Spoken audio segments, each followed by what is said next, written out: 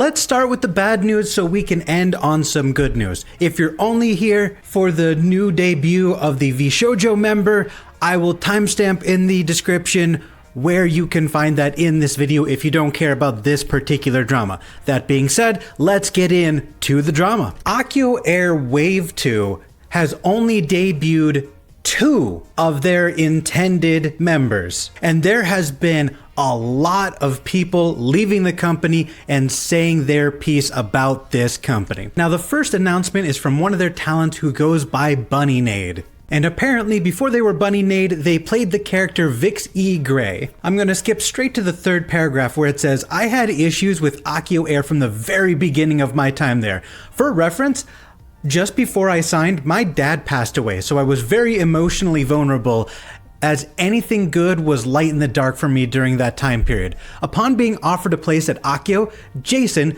the CEO of Akio Air, commented on this fact, saying he had heard me discuss this matter and he apologized for my loss.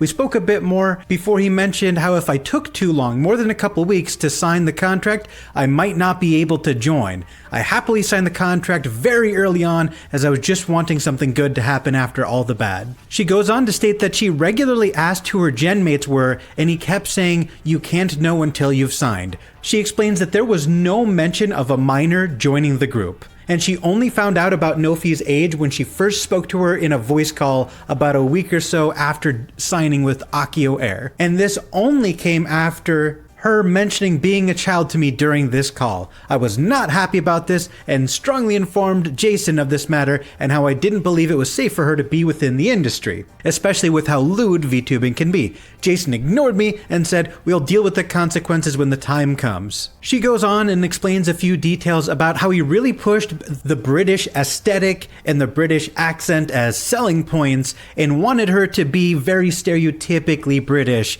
for her brand. She goes on to explain that she felt like this was discriminatory and kind of reduced her entire personality to just a stereotype. He later asked her to delete their conversation on the matter because he, quote, didn't want others to get the wrong idea. So just to clarify, he knew the conversation looked bad because, according to Vixie Gray, it was bad. So he is already realizing that he is a bad person and needs to cover his tracks so that these Discord leaks do not happen. Also, the cherry on top, the sweetest piece of this entire expose, as it were, is that Jason used ChatGPT to write his apology.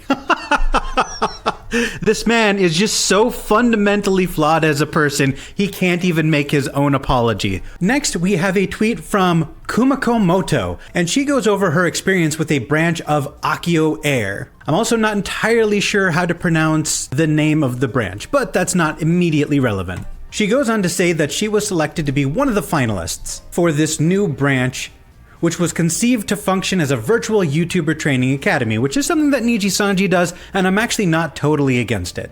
As noted by others, there was suspicious behavior in the Discord server, such as Jason having separate voice call meetings with other potential talents that were not related to the audition process, playing games with them, and one notable voice call I was included in, but did not speak during, in which Jason and other auditionees were speaking cruelly of other corporations and corporate VTubers. Although the latter is not necessarily suspicious, it does speak to the character of the company as a whole. During this voice call, one of the auditionees threatened to dox other people, which was not addressed seriously, and rather, Jason found it humorous. The next paragraph just details a bunch of delays. Scheduled interviews are getting delayed, payments are getting delayed, people were being told they were going to get a flat rate for a set minimum amount of streams. Rather than getting paid properly, it's just a mess. Quote, most egregiously during this time, I was harassed relentlessly by several fellow auditionees and members of the server for liking specific fictional content, to which my response was to cease communicating with them. She goes on to explain that she went to Jason with her concerns, and he prioritized the harassers over her, and he decided to remove her from the server entirely. He also threatened legal action for breaking their NDA if she mentioned any of the harassment. She goes on to clarify she's not mentioning any contractually confidential information in this announcement, and she believes that this should protect her from getting sued for violating the NDA. Now, Jason from Akio Air did drop a 7-page PDF explaining his side of the story. Number one, they had already agreed to an early graduation / peaceful termination. They say that Athi has contributed to the company enough that an early leave is justified, and that he understands she needed to prioritize her nursing job. He then goes on to discuss breaches of contract. And the problem is he doesn't actually go over what Athi did in specifics. He just said, Athi willingly involved in activities that can be expected to damage the company's operation and stability. It's just a bunch of word salad that says,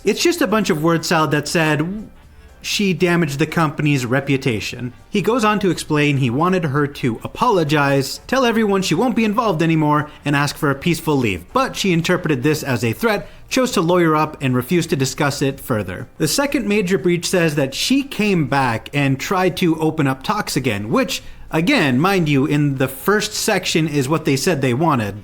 Because she didn't immediately comply with the previous request in a timely manner, they, quote, considered other options. Which means they were mad she didn't immediately agree and now they're being petty. So after that conversation went basically nowhere, she goes out and posts that she will no longer be associating with Akio Air and that she's going to start posting content on her old channel. And he believes that that violates her contract as well. And he complains about how she's being unreasonable, she wants things to happen faster than is reasonable, they're trying to draft legal documents on short notice, yada yada yada, you get the idea. The final major breach comes from the recent announcement, and that's the announcement that we went over in the previous video. He says it was defamatory and potentially slanderous, and yeah, it was pretty scathing, so I can't really fault him for calling it such. He says, hopefully we can clarify most of the accusations here, so let's go through them. We offered resources in the past in order to grow her channel, including the following: licensing for mixing, investing a huge sum of money to promote her, offering her a second model, offering to release cover songs every month. But that was rejected by Athi as she claimed she would be unable to perform again due to mental health issues. And lastly, a chibi model. I would like to point out that while these are definitely good things that a company should be doing, this doesn't do anything to dispel any of the actual accusations,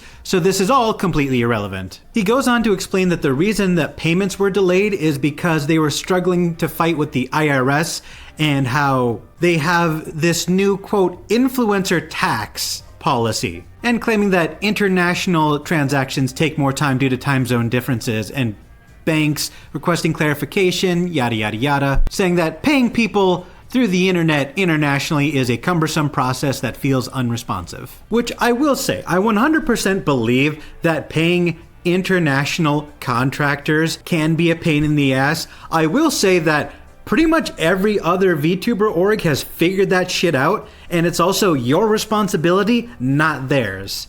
So I believe him when he says this, it's just not their fucking problem. Figure it out.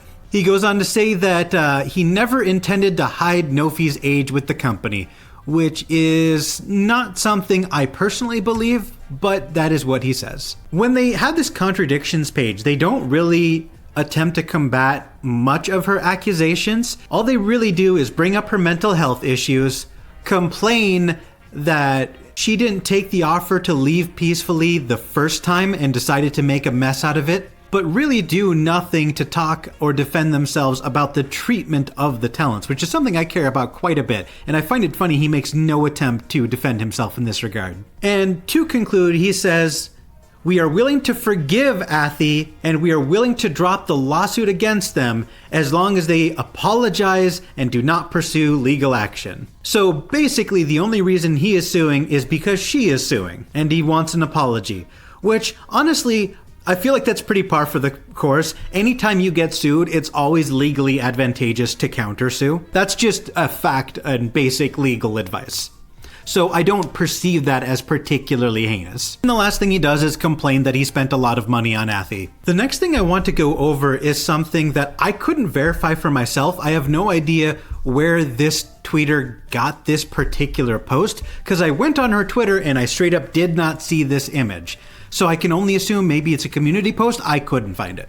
But according to this tweeter, it says, Athi deleted her graduation tweet. And he's making some comment about League of Legends, which I don't understand. But Apparently, at some point, Athi posted, "Due to unforeseen circumstances with the company, I will resume streaming activities on my old channel starting today and rebrand to just Athi." She clarifies that she will also use a different model, but Athi will always remain Athi no matter where I go. And this is probably because the model that she was using was the 2.0 model paid for by Akio Air. So obviously she does not have the rights to that model, so that makes perfect sense. But she goes on to clarify that she's going to potentially change her name and branding shortly and potentially get a new outfit, which will be exciting for fans of hers. So if you want to go check out Athi, she is ready to return to cozy clinic chats, karaoke streams, original and cover songs. See y'all soon. Now, because that was a massive headache and a lot to go through, I'm gonna end this video by announcing that VShojo has debuted. Here are the